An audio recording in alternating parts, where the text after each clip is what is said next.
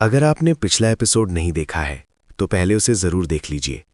उसका लिंक आपको pin comment और डिस्क्रिप्शन में मिल जाएगा या अभी आपको आई आइकन में भी दिखाई दे जाएगा। और एक बात, इस सीरीज़ में कुछ मैच्योर कंटेंट और 18+ इमेजेस शामिल हैं, तो अगर आपकी उम्र 18 साल से कम है तो इस वीडियो को स्किप करें। वीडियो शुरू करने से पहले मैं ये साफ कर देना चाहता हूँ कि जो कहानी मैं आपको बता रहा हूँ या जो इमेजेस में दिखा रहा हूँ उसमें से कुछ भी मेरा अपना नहीं है। ये सब टोई एनिमेशन और अकीरा टोरियामा सर का है। तो बिना समय बर्बाद किए चलिए वीडियो शुरू करते हैं।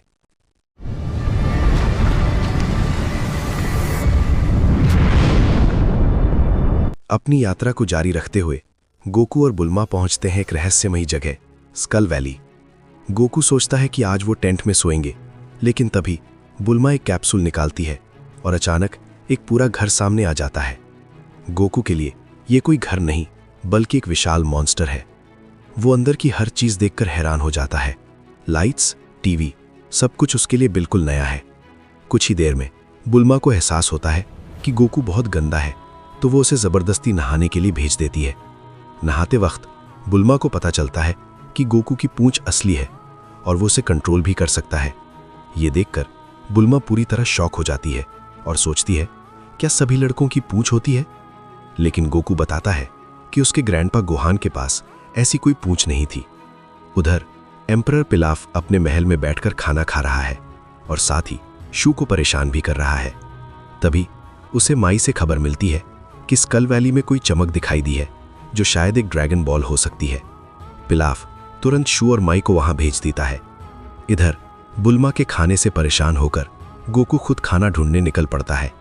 वो उसी वैली में पहुंच जाता है जहां शू और माई पेट्रोलिंग कर रहे होते हैं। गोकू उनके प्लेन को एक चिड़िया समझकर उसे गिरा देता है। जब वो नीचे आते हैं तो उन्हें पता चलता है कि जो चमक दिख रही थी वो असल में भेड़ियों की आंखें थीं। गोकू खुद के लिए खाना पकड़ने की कोशिश में अनजाने में उनकी जान बचा लेता है। वो एक भेड़िया और एक सेंटीपीड पकड़कर बुल्मा के पास लाता है, लेकिन बुल्मा उसे देखकर फिर से चिल्ला पड़ती है। तो गोकू बाहर बैठकर ही वो खाना खा लेता है। थोड़ी देर बाद जब बुल्मा अपने दांत साफ कर रही होती है, वो गोकू से उसके माता पिता के बारे में पूछती है।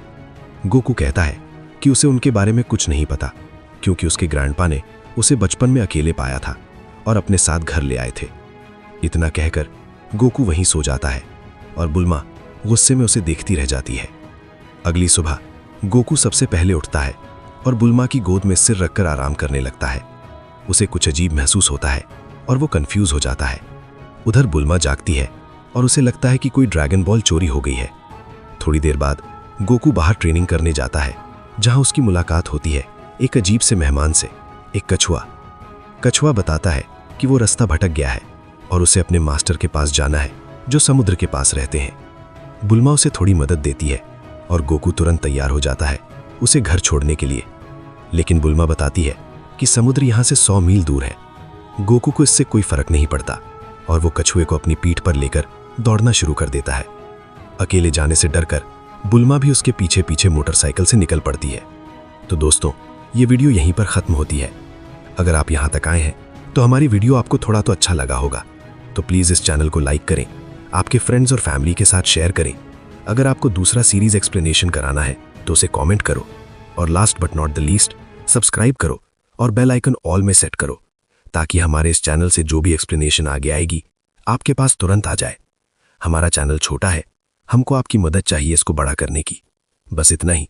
तो फिर मिलते हैं किसी नए वीडियो में। तब तक के लिए धन्यवाद।